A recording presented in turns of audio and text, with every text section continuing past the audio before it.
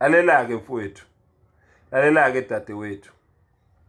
Uma uthandana nomuntu omdala kunawe, umbona ukuthi mdala kunawe, enemali lo muntu, umthande ngoba wena ubona le mali.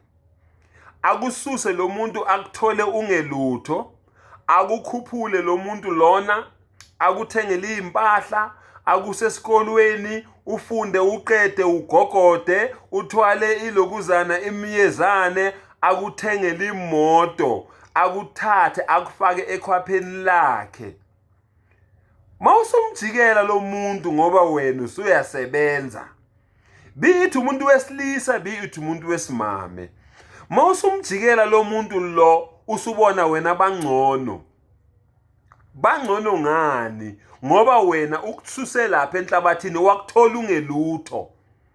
Manje wena mawusuthi wena akasekho kuligi yakho, bangcono ngani laba abangazange bakuthathe bakukhuphule bakubeke kuleli zinga lelo kulo? Hey bafowethu, amathanga ahlanzela abangenamabhodwe. Uyabona kunabantu ngempela abafisayo ukuthi mina uma ngingamthola umama onemali noma usisiza omdala kunami kodwa onemali ozongiphatha kahle ngoba ontanga bethu sebengigilile ngizwile ababatholi. Kunamantombazane athi mina mangamthola ubaba omdala kimi onemali noma ubhuti omdala onemali ozongiphatha kahle, ngingamphathisa kwezikhali zamantungwa.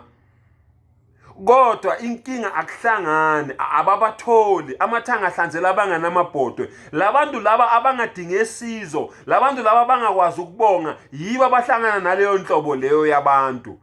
Kodwa laba abakwazi ukubonga, abazobaphatha kahle baphilisane kahle nalabantu laba, akuhlangani, ababatholi. Ngiyanixwayisa bafowethu, nina enibe nayo leyo nhlanhla leyo yokuthi uhlangane nomuntu onemali, ocebile, okuthandayo, ofuna ukukwenzela yonke into, mphathe kahle lowo muntu, umphathise kwezikhali zamantungwa ngoba isihlahla sinyelwa.